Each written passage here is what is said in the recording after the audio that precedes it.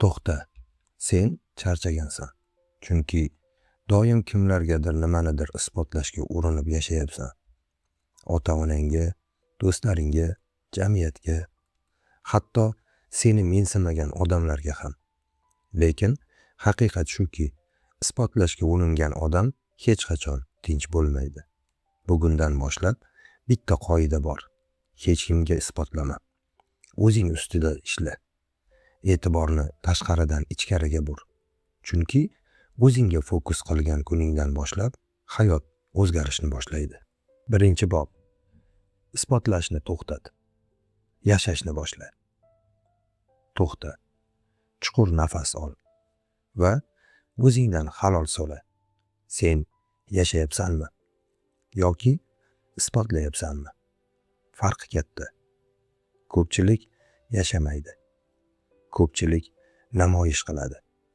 Ko'pchilik ko'rsatadi. Ko'pchilik qaranglar deydi. Ichida esa bitta qo'rquv bor. Meni yetarli deb o'ylashmaydi. Shuni tushun. Isbotlash bu qo'rquvning belgisi. Kuch emas. O'ziga ishongan odam baqirmaydi. O'zini isbotlashga urinmaydi. U ishlaydi. U o'sadi.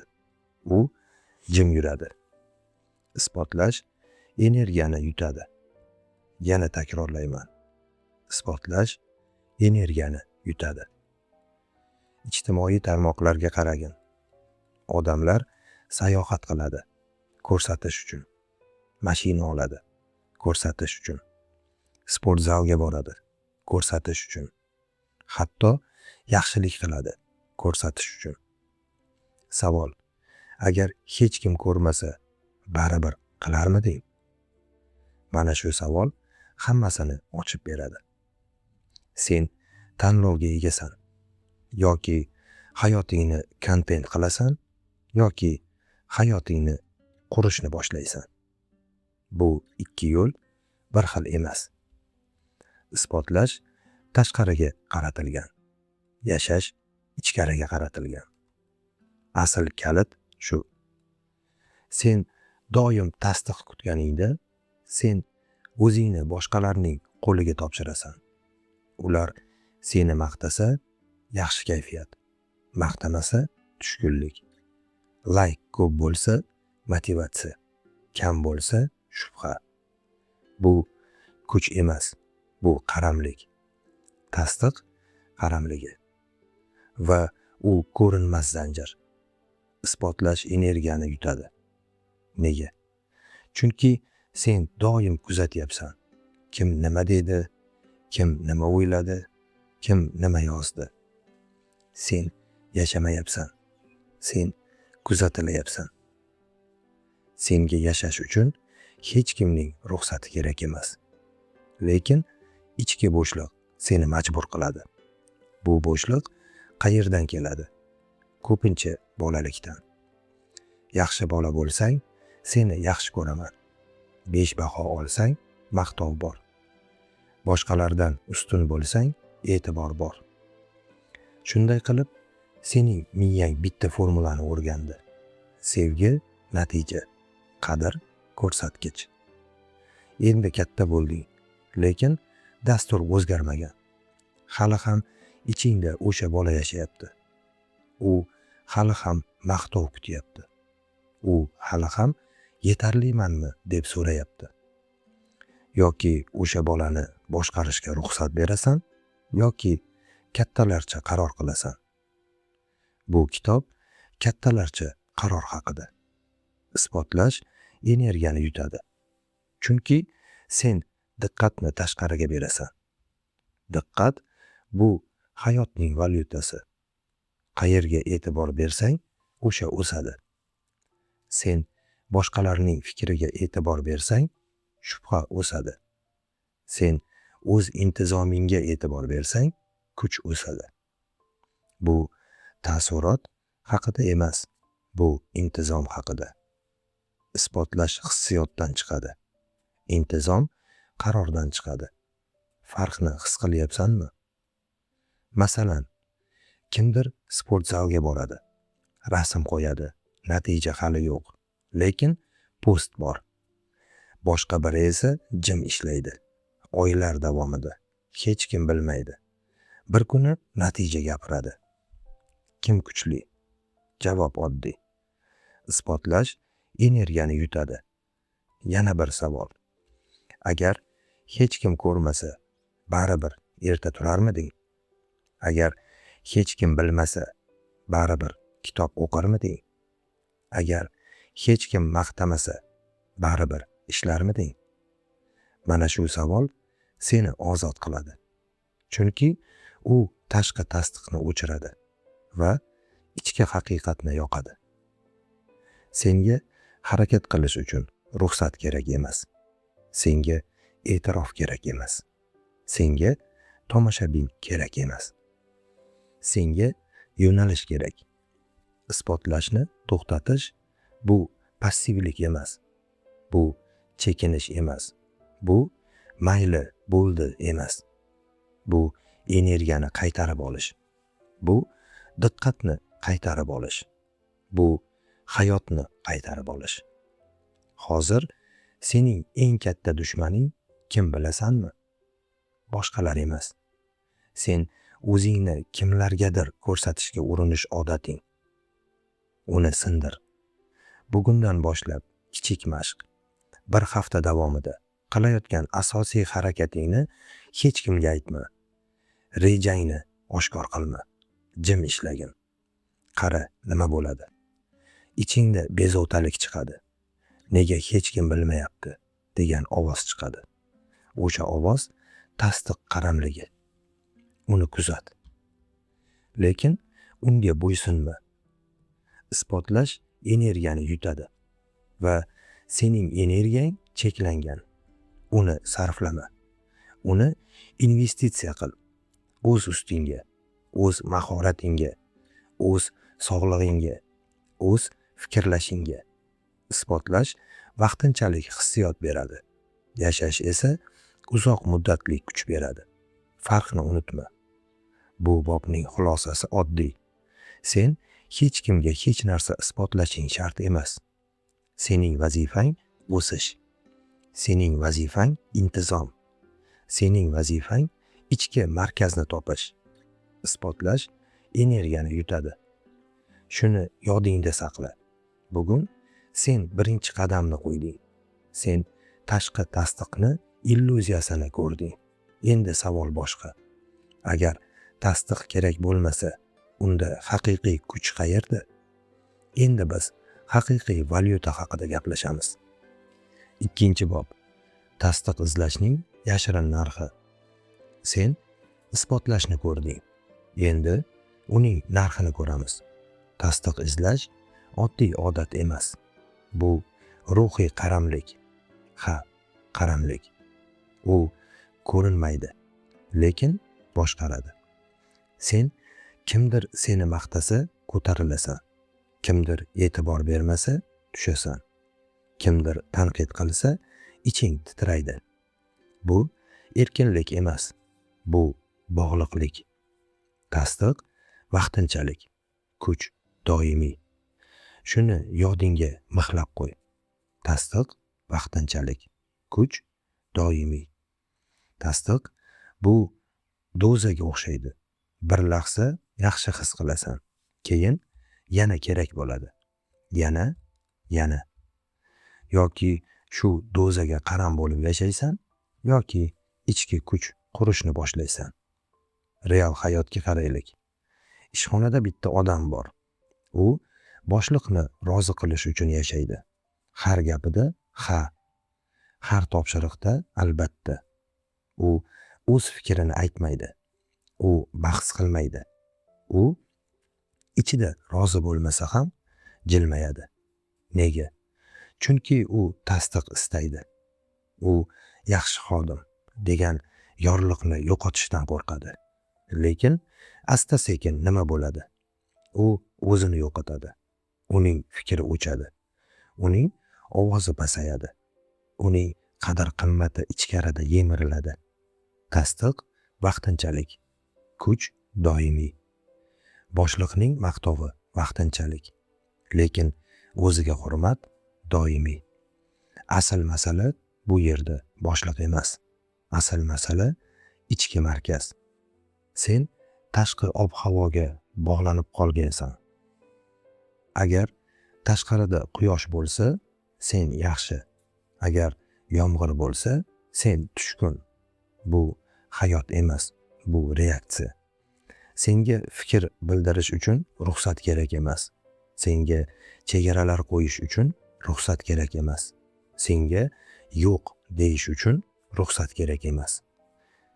Lekin qaramliging seni qo'rqitadi. U shunday deydi: agar yo'q desam, yoqtirmay qolishadi. Agar fikrimni aytsam, qabul qilishmaydi. Agar boshqacha bo'lsam, rad etishadi. Shuni tushun. Tasdiq izlash rad etilishdan qo'rquv. Bu zaiflik haqida emas. Bu intizom haqida. Hissiy intizom. Senga yoqimli bo'lmagan vaziyatda ham o'zingni sotmaslik intizomi. Tasdiq vaqtinchalik, kuch doimiy. Keling, yana chuqurroq kiramiz. Tasdiq izlashning yashirin narxi nima? Birinchisi vaqt. Sen boshqalarga yoqish uchun vaqt sarflaysan. Imij qurishga vaqt ketadi. O'zingni oqlashga vaqt ketadi. Bu vaqt qaytmaydi. Ikkinchisi energiya. Har bir ular nima deydi degan fikr energiyani yutadi. Har bir ortiqcha izoh, ortiqcha tushuntirish energiyani yutadi. Tasdiq vaqtinchalik, kuch doimiy. Uchinchisi identitet. Eng xavfli narx shu. Sen asta-sekin o'zing bo'lmay qolasan. Sen moslashgan versiyaga aylanasan. Qulay versiyaga, qabul qilinadigan versiyaga. Lekin bu haqiqiy sen emassan. Yoki moslashgan hayot, yoki haqiqiy hayot. Bitta savol ber. Agar meni hech kim maqtamasa ham, men o'zimni hurmat qilamanmi? Agar javob yo'q bo'lsa, demak ichki tayanch yo'q. Va bu bobning asosiy vazifasi ichki tayanchni qurish. Qanday? Birinchisi, yo'q deyishni o'rgan. Har haftada kamida bir marta o'zing xohlamagan narsaga yo'q de. Bahona qilma, tushuntirma, qisqa va aniq. Ikkinchisi, ortib ketgan tushuntirishni to'xtat. Sen qaror qildingmi? Tamom. Har qarorni oqlash shart emas. Uchinchisi, ijtimoiy tasdiq dietasi qil. Bir hafta davomida qilgan asosiy yutug'ingni e'lon qilma. Ichingda saqla. O'zing bil, yetarli. Tasdiq vaqtinchalik, kuch doimiy. Yana takrorlayman. Tasdiq vaqtinchalik, kuch doimiy. Kuch qayerdan keladi? Ichki kelishuvdan. O'zing bilan kelishuv. Men o'zimni sotmayman. Men o'zimni arzonlashtirmayman. Men boshqalarning kayfiyatiga qarab o'zgarmayman. Tasdiq izlashni kamaytirgan sari sen tinchlana boshlaysan. Tinchlangan sari qarorlaring mustahkam bo'ladi. Qarorlaring mustahkam bo'lgan sari hayoting boshqariladigan bo'ladi. Va esda tut. Senga yashash uchun ruxsat kerak emas. Senga o'sish uchun tasdiq kerak emas. Senga hurmat uchun olqish kerak emas. Tasdiq vaqtinchalik, kuch doimiy. Bu bobni shunday yakunlaymiz. Tasdiq izlash seni tashqariga bog'laydi. Kuch qurish seni ichkariga bog'laydi. Bizning yo'limiz aniq. Hech kimga isbotlama. Hech kimdan tasdiq kutma. O'zingni ichkarida mustahkamla. Sen tasdiq zanjirini ko'rding. Endi uni uzishni boshlading. Lekin savol bor. Agar tasdiq kerak bo'lmasa, unda energiyani qayerga yo'naltirasan? Bu yerda haqiqiy kuch boshlanadi. 3-bob. E'tiborni qaytar. Kuchingni qaytar. E'tibor Bu energiya. Shunchaki so'z emas. Bu hayotiyning asosiy valyutasi. Pul emas, vaqt ham emas, e'tibor. Qayerga qaratsang, o'sha o'sadi. Agar sen boshqalarning fikriga e'tibor bersang, shubha o'sadi. Agar sen muammolarga e'tibor bersang, qo'rquv o'sadi. Agar sen o'z intizomingga e'tibor bersang, kuch o'sadi. E'tibor bu yo'nalish va sen uni nazorat qilmasang, boshqalar nazorat qiladi. Yoki diqqatni tashqi shovqinga berasan, yoki ichki qurilishga. Bugungi eng katta muammo nima bilasanmi? Odamlar yashamayapti. Odamlar kuzatyapti. U boshqalarning hayotini tomosha qiladi. Ular qayerga boradi, nima oldi, qanday yashayapti, kim bilan yuryapti va asta-sekin o'z hayotini unutadi. Bu jim o'g'irlik. E'tibor o'g'irlanadi. Misol, bir inson bor. Har kuni 2-3 soat ijtimoiy tarmoqlarda u boshqalarning muvaffaqiyatini ko'radi. Mashinalar, sayohatlar, sport natijalari, bizneslar. Uning ichida ikkita narsa o'sadi: hasad va shubha. Lekin uning hayoti o'smaydi. Nega? Chunki u diqqatini boshqalarga investitsiya qilyapti. E'tibor bu energiya. Qayerga qaratsang, o'sha o'sadi. Senga o'z yo'lingni tanlash uchun ruxsat kerak emas. Senga ijtimoiy taqqoslashda ishtirok etish majburiy emas. Bu taqqoslash haqida emas. Bu intizom haqida. Diqqat intizomi. Har safar telefonni ochganingda savol ber. Men hozir iste'mol qilyapmanmi yoki qurayapmanmi? Tomoshabin bo'lish yoki yaratuvchi bo'lish? Farqni his qil. Tomoshabin reaksiyaga yashaydi. Yaratuvchi intizomga yashaydi. E'tiborni qaytarish bu qaror. Bu bir zumlik ilhom emas. Bu kundalik mashq. Mana senga konkret mashq. 24 soat shikoyatsiz, taqqoslashsiz, oqlanishsiz. Faqat kuzat. Kimdir muvaffaqiyatli post qo'ydi. Ichingda nima chiqdi? Kimdir seni tanqid qildi. Ichingda nima chiqdi? Kimdir seni mensimadi. Ichingda nima chiqdi? Faqat reaksiya bermagin. Faqat kuzat. E'tibor bu kuching. Uni tashqi drammaga berma. Ko'pchilik nima qiladi? U muammoni aylantiradi. O'ylaydi, yana o'ylaydi, yana qayta ko'radi, yana boshqalarga aytadi. Bu e'tibor isrofi. E'tibor bu yoqilg'i. Uni bekorga yoqma. Tasavvur qil. Agar sen har kuni 2 soatni boshqalarning hayotini kuzatishga emas, o'z mahoratingni oshirishga sarflasang, nima bo'ladi? Bir oyda farq seziladi. Bir yilda butunlay boshqa daraja. E'tibor bu energiya. Qayerga qaratsang, o'sha o'sadi. Shikoyat qilasanmi yoki ishlaysanmi? Taqqoslaysanmi yoki rivojlanasanmi? Bu motivatsiya haqida emas. Bu diqqat intizomi haqida. Motivatsiya keladi va ketadi. Intizom qoladi.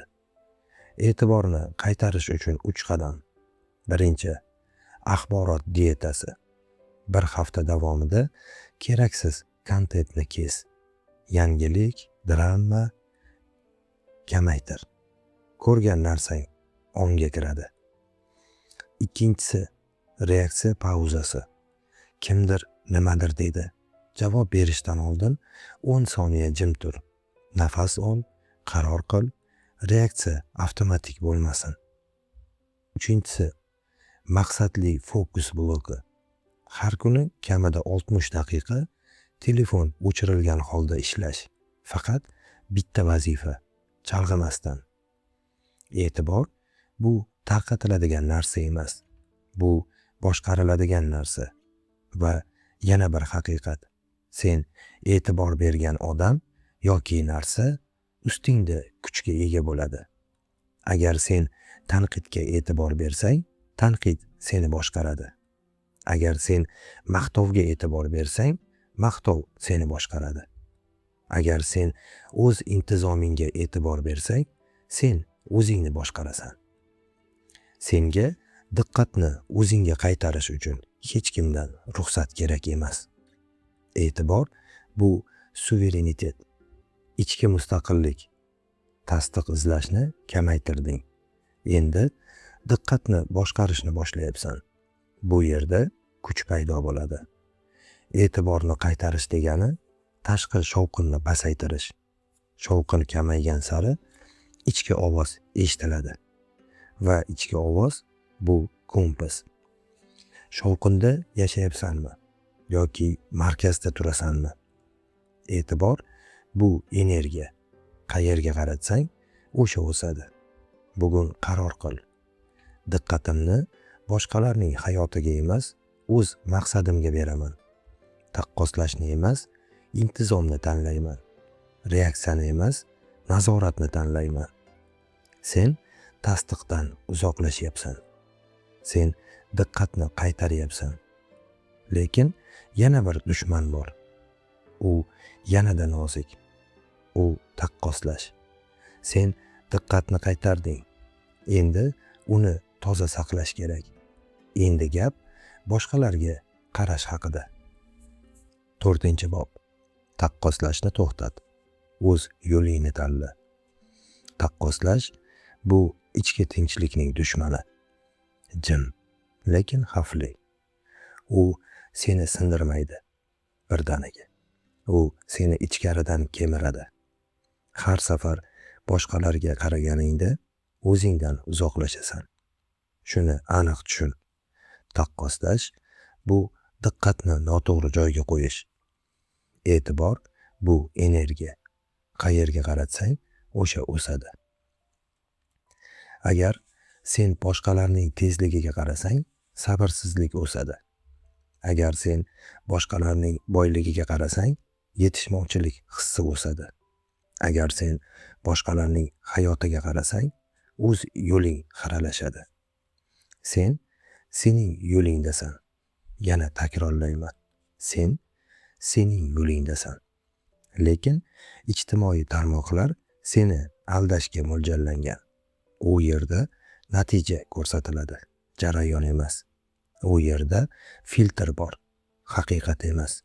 U yerda kulgi bor, kurash emas. Ko'rinayotgan hayot bu montaj.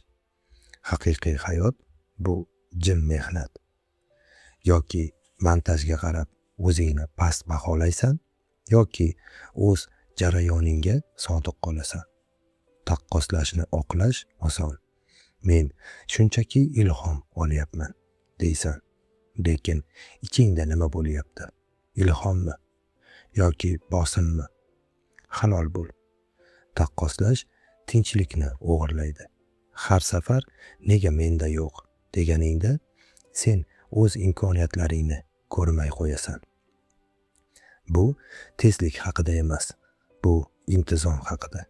Kimdir sendan tezroq ketayotgan bo'lishi mumkin, lekin u sening yo'lingda emas. Sen sening yo'lingdasan. Mana shu ibora ichingda o'rnashsin. Sen sening yo'lingdasan. Taqqoslashning yana bir xavfi bor.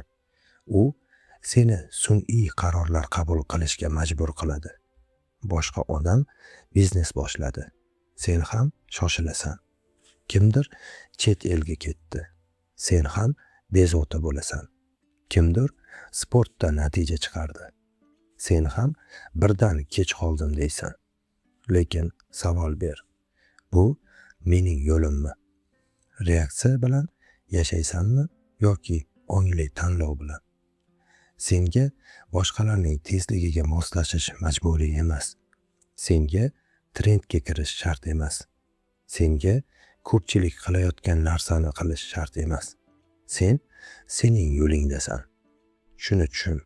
Har bir insonning start nuqtasi boshqacha. Har bir insonning imkoniyati boshqacha. Har bir insonning ichki kurashi boshqacha. Sen faqat tashqi natijani ko'rasan, ichki kurashni emas.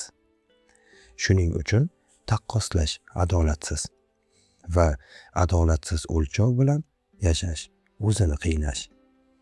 Taqqoslashni to'xtatish uchun konkret amaliy qadamlar. Birinchi, raqamli chegaralar. Ijtimoiy tarmoqqa kirish vaqtini belgilagan. Maqsadsiz aylanishni kes. Ikkinchi, o'z mezoningni yoz. Muvaffaqiyatni sen qanday o'lchaysan? Pul bilanmi? Tinchlik bilanmi? Sog'liq bilanmi? O'z mezoning bo'lmasa, boshqalarning mezoni seni boshqaradi. Uchinchi, progress jurnalini yurit. Har kuni kichik yutuqni yoz. Kechagi sen bilan bugungi senni taqqosla. Boshqalar bilan emas. Taqqoslashni yo'q qilishning yagona yo'li ichki o'lchov tizimini yaratish. Sen sening yo'lingdasan. Yana takrorlayman. Sen sening yo'lingdasan. Taqqoslashning ildizi yetarli emaslik hissi. Men kamman. Men kech qoldim. Men ortdaman. Bu gaplarni to'xtat. Bu ortda qolish haqida emas. Bu barqarorlik haqida. Kimdir tez yuguradi va charchaydi. Kimdir sekin yuradi va yetib boradi. Sen qaysi turdasan? Shoshilasanmi yoki strategik yurasanmi? Taqqoslash sening e'tiboringni tashqariga tortadi. Biz esa e'tiborni ichkariga qaratyapmiz. Chunki bu kitobning markazi bitta. Hech kimga isbotlama. Hech kim bilan o'zingni solishtirma. O'z yo'lingni tanla. Sen sening yo'lingdasan. Shuni ichingda takrorla. Boshqalar tezroq ko'rinishi mumkin. Boshqalar boyroq ko'rinishi mumkin. Boshqalar baxtliroq ko'rinishi mumkin. Ko'rinishi mumkin, lekin sen ularning haqiqatini bilmaysan. Sen faqat o'z haqiqatingni boshqarasan. Senga o'z ritmingni tanlash uchun ruxsat kerak emas. Taqqoslashni to'xtatgan kuningdan boshlab ichki bosim kamayadi. Bosim kamaygan sari aniqlik paydo bo'ladi. Aniqlik paydo bo'lgach, qarorlar mustahkam bo'ladi. Bu bobning xulosasi oddiy. Taqqoslash bu chalg'itish. Intizom bu yo'nalish. Sen boshqalarga qarashni to'xtatganingda nihoyat o'z yo'lingni ko'rasan. Sen sening yo'lingdasan. Endi savol boshqacha. Agar sen boshqalarga qarashni to'xtatsang, qanday o'sasan? Javob jimlikda. Gapirish emas, ko'rsatish emas, jim ishlash. Keyingi bob aynan shu haqida. 5-bob. Jim o'sish qonuni. Eng xavfli odam jim ishlaydigan odam. U baqirmaydi, u e'lon qilmaydi, u reja haqida post yozmaydi. U shunchaki qiladi. Va aynan shuning uchun u xavfli. Chunki u energiyasini gapga emas, harakatga sarflaydi. Gap kam, harakat ko'p. Yana takrorlayman. Gap kam, harakat ko'p. Bugungi dunyo shovqin bilan to'la. Har kim nimadir e'lon qiladi. Har kim nimadir boshlayotganini aytadi. Har kim reja tuzadi. Har kim kelayapman deydi. Lekin kam odam keladi. Nega? Chunki ko'pchilik gap bilan qoniqadi. Miya reja haqida gapirganda ham kichik mukofot oladi. Go'yoki ish qilingandek his beradi. Lekin real natija yo'q. Bu e'lon haqida emas, bu intizom haqida. Yoki rejangni aytib qisqa muddatli dopamin olasan, yoki jim ishlab uzoq muddatli natija olasan. Farqni tushun. Real misol. Bir odam har hafta yangi loyiha boshlayotganini aytadi. Do'stlariga gapiradi. Instagramda yozadi. O'zi ham hayajonlanadi. Lekin 3 haftadan keyin loyiha yo'qoladi. Boshqa odam esa jim. Hech kim bilmaydi. U 6 oy ishlaydi. Natija chiqqanda esa odamlar qachon qilding deb hayron qoladi. Gap kam, harakat ko'p. Eng xavfli odam jim ishlaydigan odam. Nega xavfli?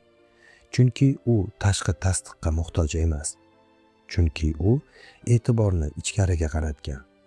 Chunki u energiyani tejaydi. Senga har bir qadamni e'lon qilish shart emas. Senga boshqalarning zo'r deyish kerak emas. Sen natija uchun ishlayapsan. Olqish uchun emas. Jim o'sish bu strategiya. Jim o'sish bu o'ziga sodiqlik. Jim o'sish bu ichki kuch. Ko'p gapiradigan odam ko'pincha o'zini ishontirishga urinadi. Natija ko'rsatadigan odam esa boshqalarni ishontirishga muhtoj emas. Bu shovqin haqida emas. Bu barqarorlik haqida. O'zingdan so'ra. Men hozir ishlayapmanmi yoki gapirayapmanmi? Yoki kunimning ko'p qismini tushuntirishga sarflayapmanmi? Yoki asosiy vazifaga? Jim o'sishning 3 qoidasi bor. Birinchisi, rejani kam odam bilan bo'lish. Hamma ham sening maqsadingni bilish shart emas. Ko'p fikr, ko'p chalg'ish. Ikkinchisi, natijani kechiktirishga tayyor bo'lish. Jim o'sish tez ko'rinmaydi, lekin ildiz otadi. Uchinchisi, kunlik minimal harakat. Katta sakrash emas. Har kuni kichik qadam, intizomiy qadam. Gap kam, harakat ko'p. Ko'pchilik nimadan qo'rqadi, bilasanmi? E'tiborsizlikdan. Men qilayapman, lekin hech kim ko'rmayapti. Lekin savol ber. Sen tomoshabin uchun qilayapsanmi yoki o'sish uchunmi? Senga jarayonni davom ettirish uchun ko'rish kerak emas. Eng xavfli odam jim ishlaydigan odam. Chunki u sabr qiladi. Chunki u e'tiborni boshqarmoqda. Chunki u taqqoslamaydi. Gap kam, harakat ko'p. Jim o'sish yana nimani beradi? Tinchlik. Rejani oshkor qilganingda bosim paydo bo'ladi. Odamlar kutadi, savol beradi, baholaydi. Jim ishlaganda esa bosim ichkarida nazorat qiladi. Tashqi bosim bilan yashaysanmi yoki ichki intizom bilan? Bu hayajon haqida emas. Bu bajarish haqida. Bir sir. Harakat energiya beradi. Gap energiyani olib qo'yadi. Shuning uchun ba'zi odamlar ko'p gapiradi, lekin charchagan bo'ladi. Chunki energiya so'zga ketgan. Natija ko'rsatadigan odam esa kam gapiradi, lekin kuchli ko'rinadi. Nega? Chunki energiya ichkarida yig'ilgan. Gap kam, harakat ko'p. Bugundan boshlab mashq. 30 kun davomida asosiy maqsading haqida ommaga gapirma. Faqat ishlagin. Natijani ko'rsat. Shunda nima his qilasan? Boshlanishida bezovtalik, keyin fokus, keyin kuch. Jim o'sish seni tashqi tasdiqdan uzadi. U seni taqqoslashdan uzadi. U seni ichki markazga olib keladi. Bu kitobning asosiy yo'nalishi ham shu. Hech kimga isbotlama. Hech kimdan tasdiq kutma. Jim ishlagin. Gap kam, harakat ko'p. Eng xavfli odam jim ishlaydigan odam. Va sen shunday odam bo'lishing mumkin. Shovqin bo'lasanmi yoki kuch? Jim o'sishni o'zlashtirding. Endi yanada chuqurroq darajaga o'tamiz. Chunki jim ishlashning keyingi bosqichi bor. Bu hissiy mustaqillik. Agar seni provokatsiya qilishsa-chi, agar seni sinashsa-chi, agar seni ataylab bezovta qilishsa-chi, shunda ham jim qola olasanmi? 6-bob. Hissiy mustaqillikni qur. Kim seni hissiy boshqarsa, seni hayotda boshqaradi. Shuni chuqur tushun. Agar kimdir bir og'iz so'z bilan kayfiyatingni buzsa, u seni boshqaryapti. Agar kimdir e'tiborsizligi bilan seni sindira olsa, u seni boshqaryapti. Agar kimdir provokatsiya bilan seni yo'ldan chiqarsa, u seni boshqaryapti. Bu tasodif emas. Bu hissiy qaramlik. Yoki har bir tashqi ta'sirga reaksiya berasan, yoki ichki markazni saqlaysan. Reaksiya bermasam kuchliman. Yana takrorlayman. Reaksiya bermasam kuchliman. Ko'pchilik kuchni baland ovoz bilan adashtiradi. Ko'pchilik javob qaytarishni ustunlik deb o'ylaydi. Ko'pchilik o'zimni himoya qildim deb o'zini oqlaydi. Lekin haqiqat boshqacha. Ko'pincha javob berish bu nazoratni yo'qotish. Bu g'urur haqida emas. Bu intizom haqida. Hissiy intizom. Provokatsiya nima? Ataylab seni bezovta qilish, seni tortishuvga jalb qilish, seni hissiy holatdan chiqarish. Nega? Chunki hissiy odamni boshqarish oson. Sokin odamni boshqarish qiyin. Reaksiya bermasam kuchliman. Tasavvur qil. Kimdir seni tanqid qildi. Ichingda g'azab chiqdi. Sen darhol javob qaytarding. Ovozing baland, tana tarang, yurak tez uryapti. Bu kuchmi? Yo'q. Bu impuls. Impuls bilan yashaysanmi? Yoki ong bilan? Provokatsiyaga javob bermaslik bu passivlik emas. Bu strategiya. Sokinlik bu qurol. Sukut bu ustunlik. Kim seni hissiy boshqarsa, seni hayotda boshqaradi. Shuning uchun hissiy mustaqillik qurish bu erkinlik qurish. Qanday qilasan? Birinchi, reaksiya pauzasi. Har safar kuchli hissiyot chiqqanda javob berishdan oldin 10 soniya jim tur. Nafas ol. Nafas chiqar. Tana signalini pasaytir. Bu oddiy, lekin kuchli. Reaksiya bermasam kuchliman. Ikkinchi, provokatsiyani aniqlash. Har bir tanqid hujum emas. Har bir hujumga javob kerak emas. O'zingdan so'ra. Bu meni o'stiradimi yoki shunchaki chalg'itadimi? Agar chalg'itsa, e'tibor bermagin. Senga har bir fikrga javob berish majburiy emas. Uchinchi, hissiy javobni kechiktirish. Agar vaziyat og'ir bo'lsa, men keyinroq javob beraman de. Bu zaiflik emas. Bu nazorat. Bu tez javob haqida emas. Bu boshqaruv haqida. Reaksiya bermasam kuchliman. Ko'pchilik provokatsiyani qabul qiladi, lekin pushaymon bo'ladi. Shunaqa demasam bo'lardi. Jim tursam bo'lardi. Sen boshqacha bo'lishing mumkin.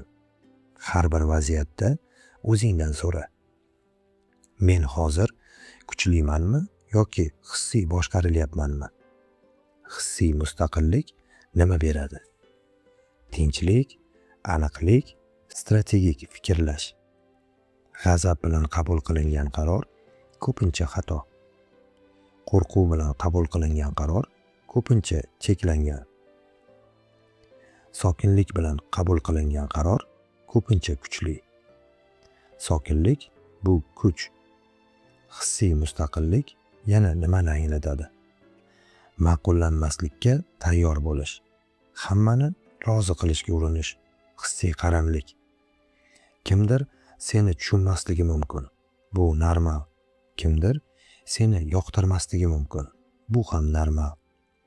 Sening vazifang hammani rozi qilish emas. Sening vazifang o'z markazingni saqlash.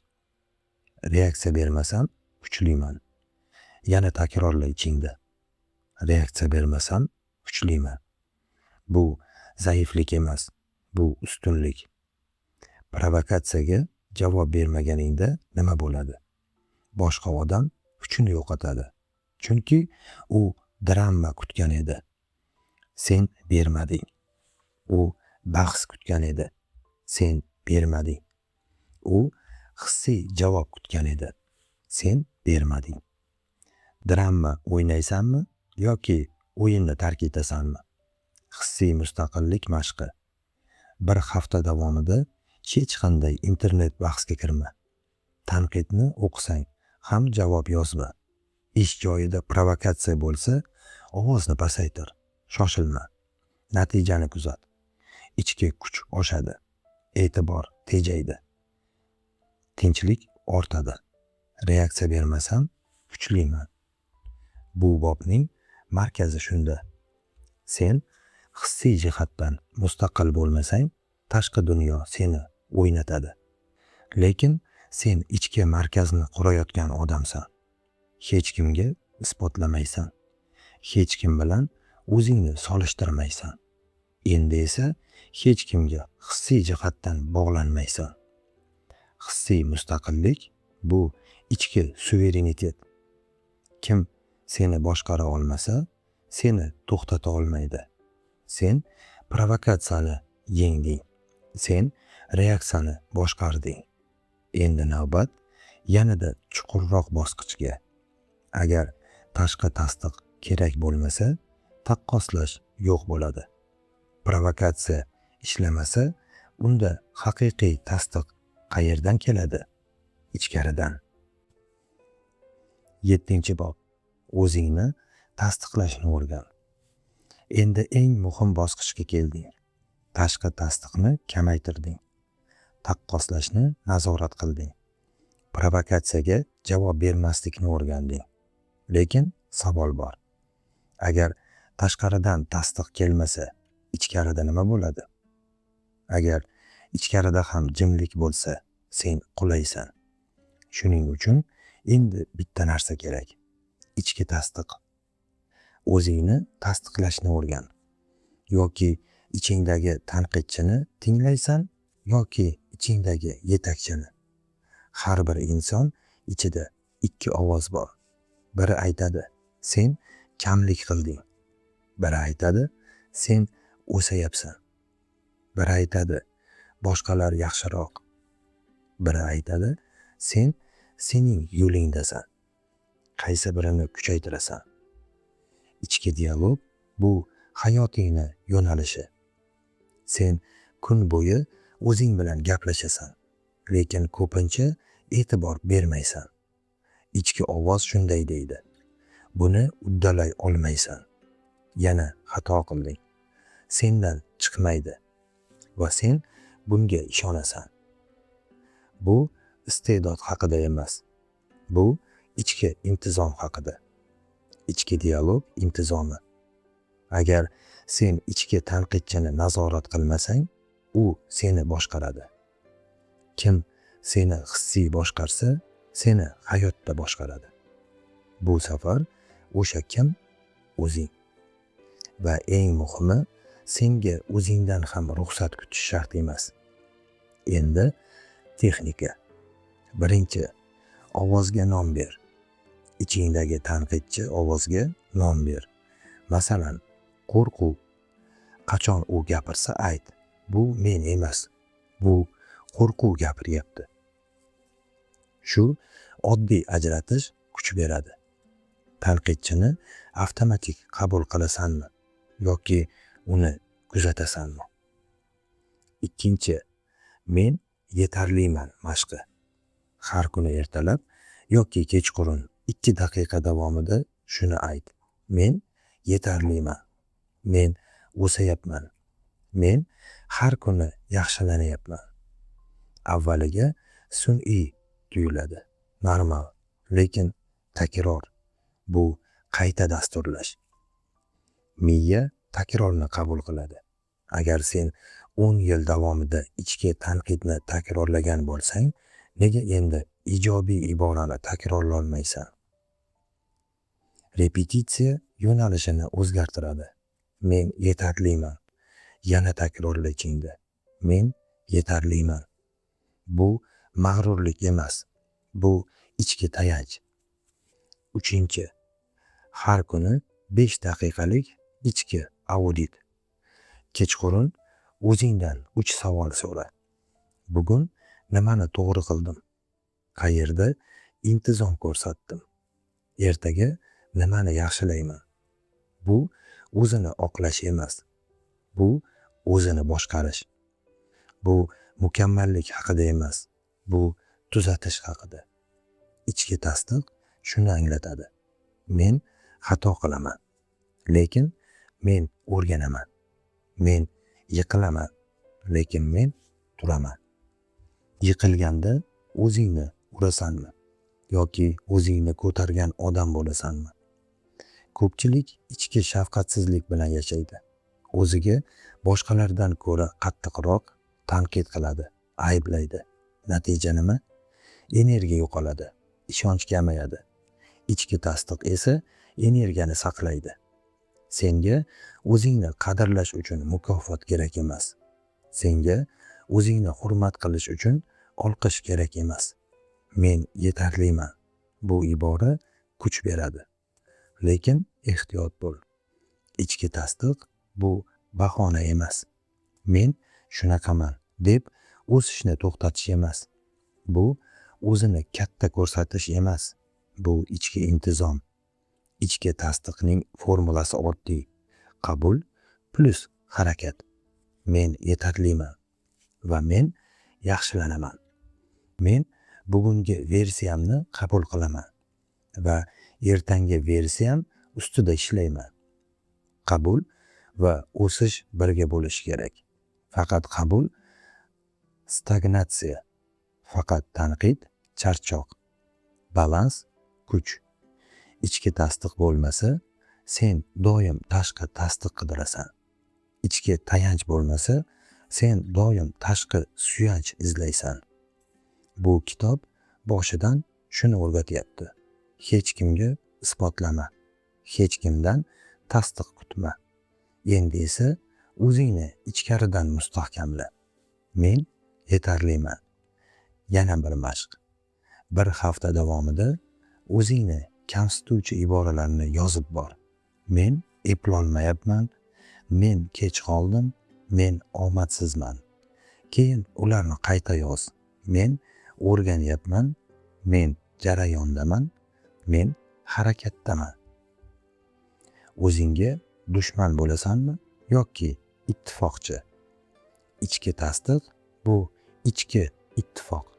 Sen o'zing bilan urushishni to'xtatganingda energiya ozod bo'ladi va ozod energiya bu o'sish. Bu bobning xulosasi, o'zingni tasdiqlashni o'rganmasang, boshqalardan tasdiq izlaysan. O'zingni hurmat qilmasang, boshqalarning hurmatiga qaram bo'lasan. Men yetarliman va men intizomli bo'laman. Endi sen ichki tayanchni qurishni boshlading. Lekin kuchni saqlab turish uchun yana bir omil bor. Bu intizom. Ichki tasdiqni real natijaga aylantiradigan narsa intizom. 8-bob. Intizom isbotlashning qarama-qarshisi. Isbotlash hissiyotdan keladi. Intizom strategiyadan. Farqni tushun. Isbotlash impuls. Intizom tizim. Isbotlash tez yonadi. Intizom sekin quriladi. Intizom jim g'alaba. Yana takrorlayman. Intizom jim g'alaba. Sen bu kitob davomida tashqi tasdiqdan uzoqlashding. Taqqoslashni kamaytirding. Hissiy nazoratni o'rganding. Ichki tasdiqni qurishni boshlading. Lekin bularning barchasi faqat bitta narsa bilan mustahkamlanadi. Intizom. Hissiyotga ergashasanmi yoki reja bo'yicha harakat qilasanmi? Ko'pchilik muvaffaqiyatni motivatsiya bilan adashtiradi. Bugun kayfiyatim bor, ishlaydi. Bugun kayfiyatim yo'q, to'xtaydi. Bu barqarorlik emas. Bu motivatsiya haqida emas. Bu intizom haqida. Isbotlash qayerdan keladi? Hissiyotdan. Men ko'rsataman. Men hammaga isbotlayman. Endi ko'rasizlar. Bu gaplar energiyaga o'xshaydi, lekin u tez so'nadi. Intizom esa jim. U baqirmaydi, u e'lon qilmaydi, u shunchaki takrorlaydi. Intizom jim g'alaba. Ertalabki oddiy odatni olaylik. Signal chaldi. Tanang yotishni xohlaydi.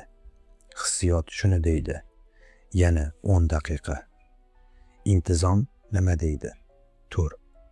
Yotib qolasanmi yoki turasanmi? Kichik qaror, lekin katta ta'sir. Chunki bu tanlov har kuni takrorlanadi. Intizom jim g'alaba.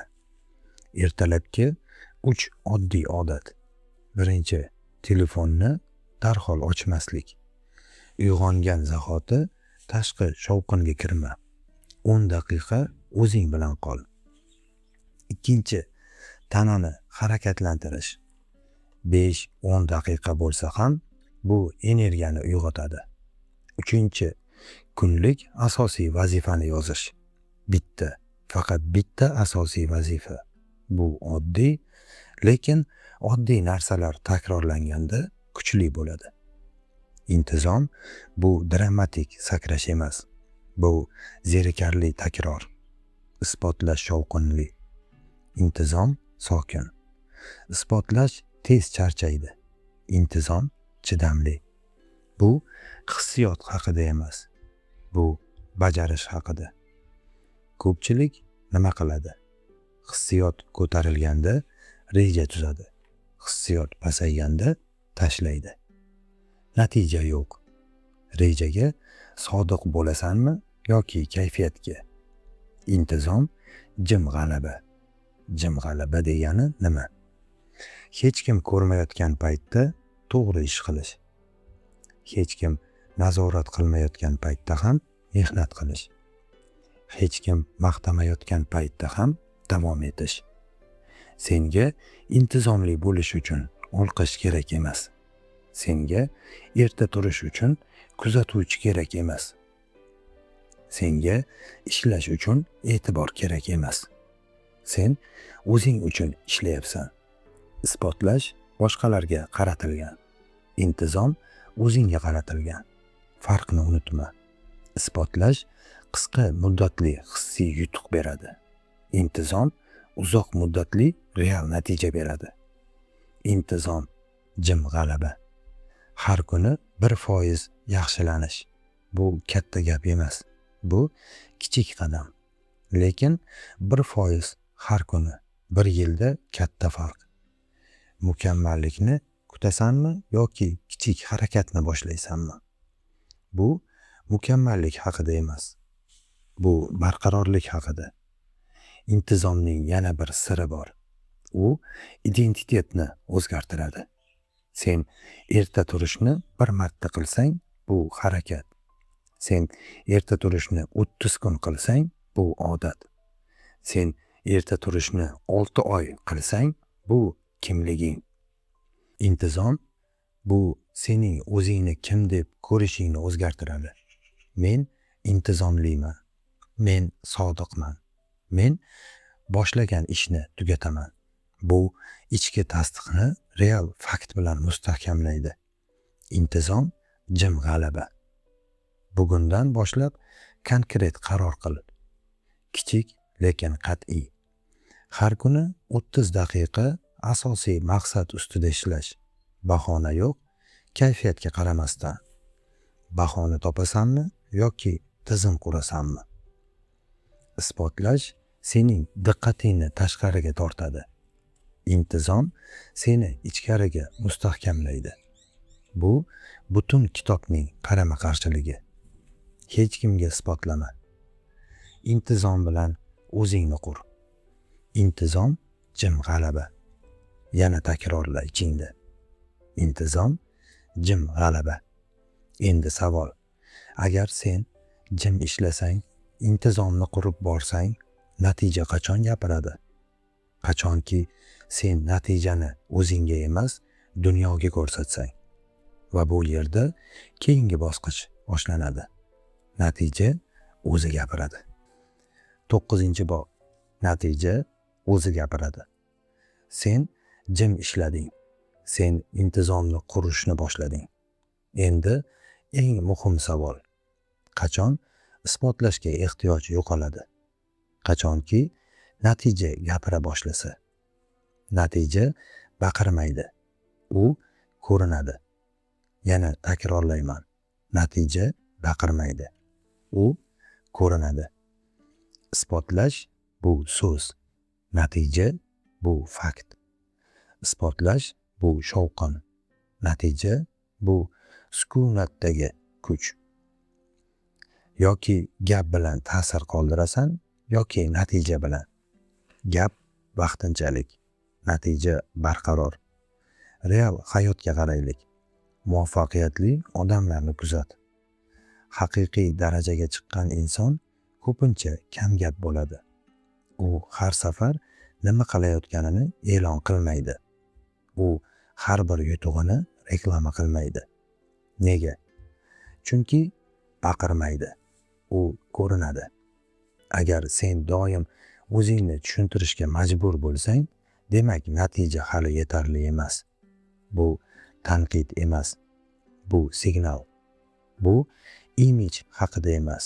Bu ta'sir haqida. Isbotlashga ehtiyoj bo'lmaydigan darajaga chiqish bu ichki mustaqillikning yuqori bosqichi.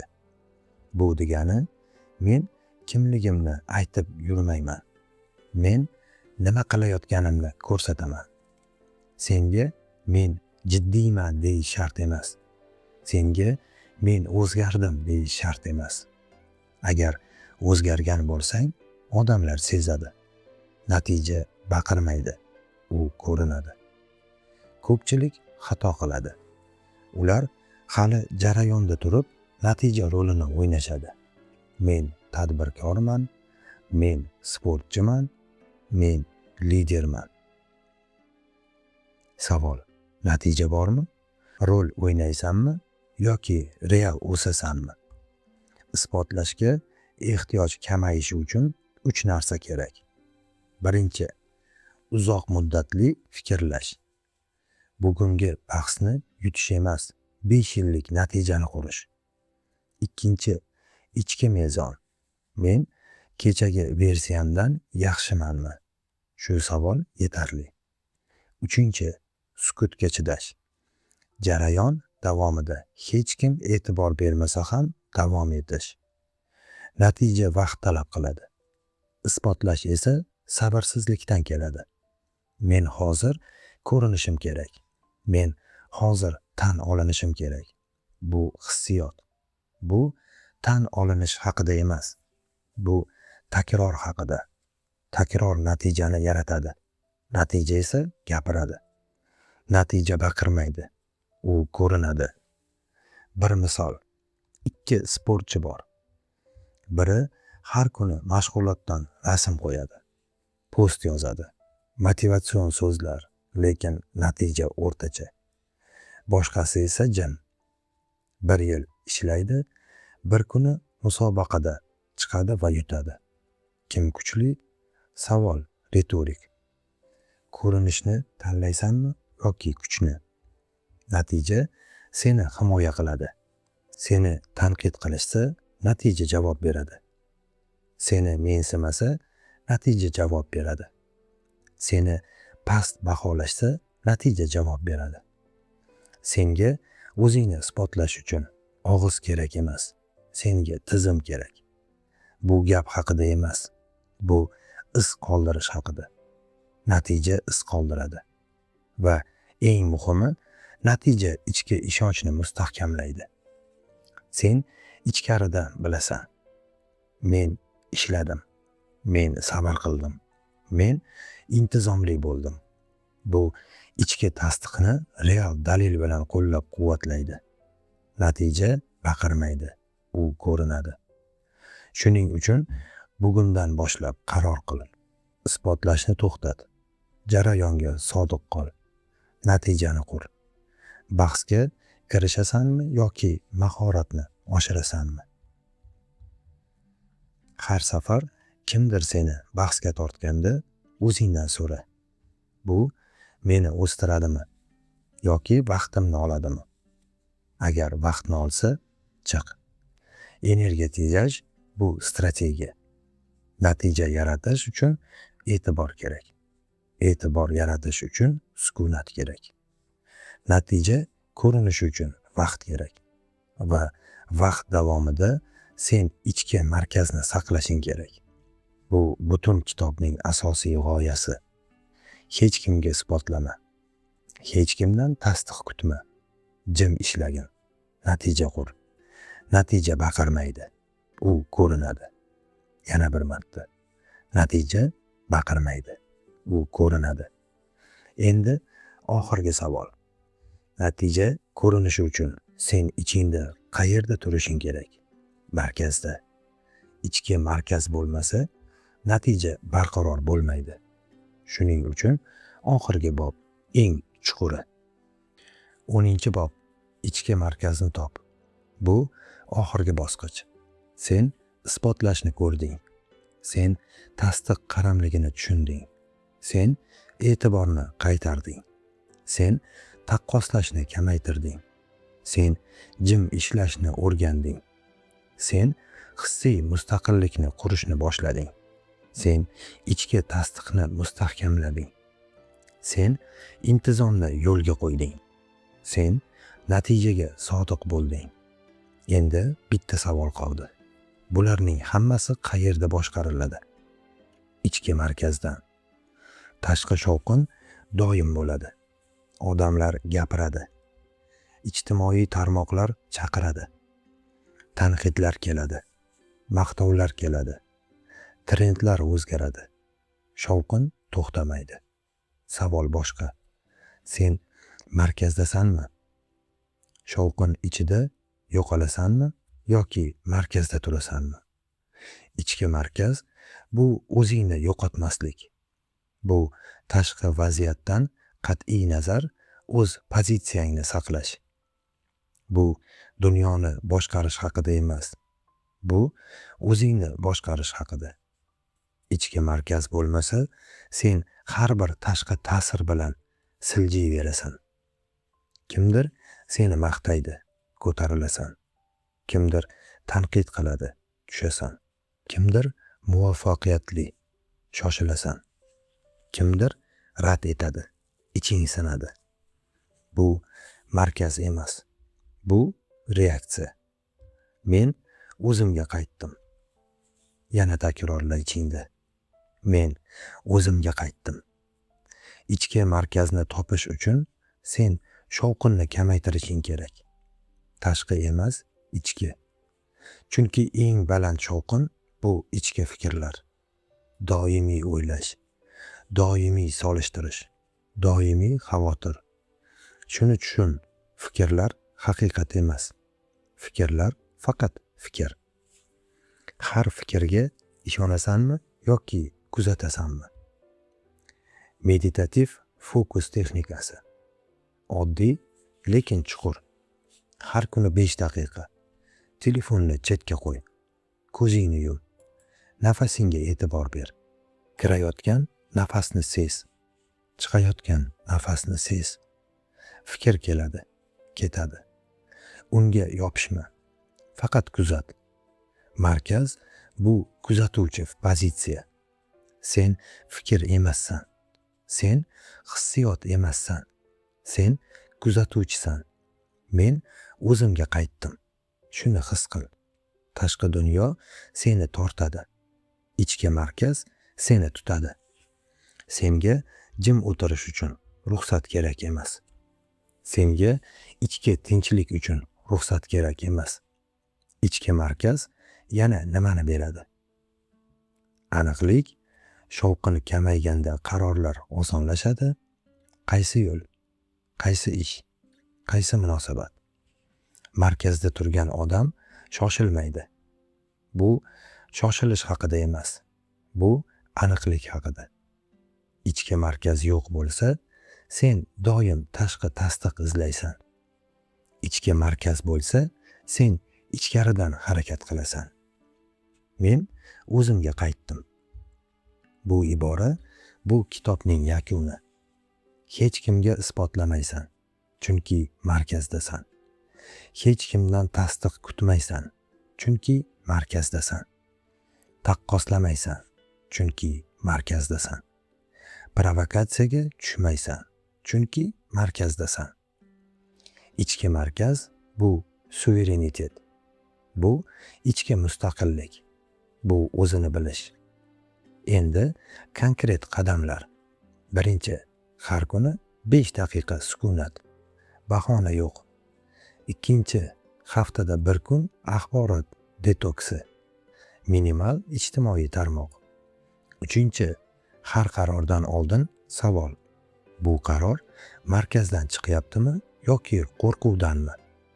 Qo'rquvdan qaror qilasanmi yoki markazdan? Ichki markaz bu kuchning manbai. Natija markazdan chiqadi. Intizom markazdan chiqadi. Hissiy mustaqillik markazdan chiqadi.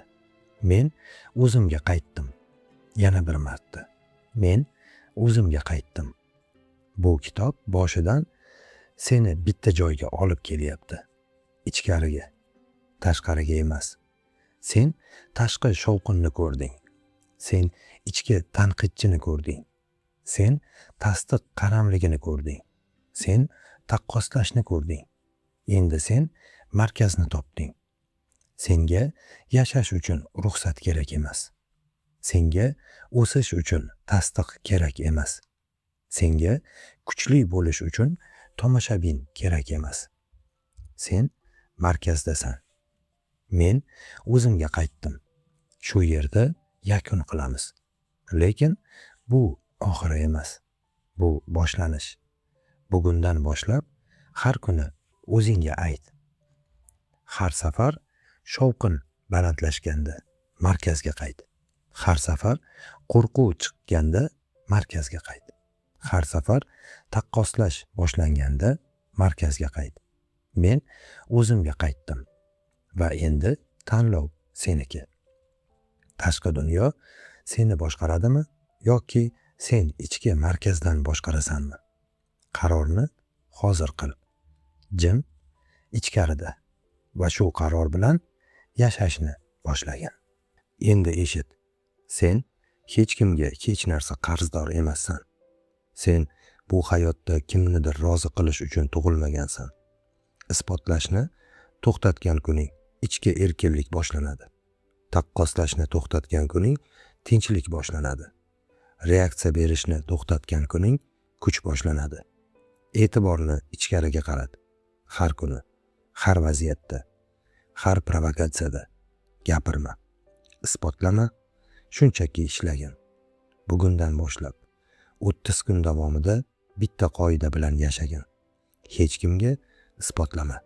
O'zing ustingda ishla. Agar tayyor bo'lsang, hozir shu qarorni ichingda qabul qil va jim boshlagin.